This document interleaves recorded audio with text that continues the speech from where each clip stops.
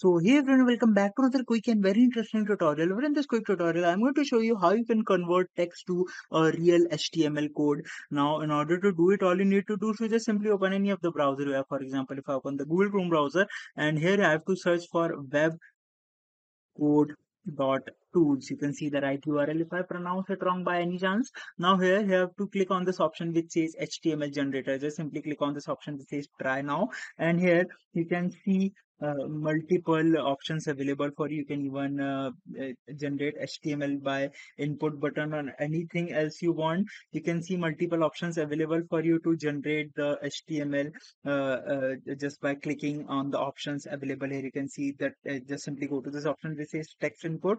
When you go over there, you just need to provide the text of which you want to generate the HTML.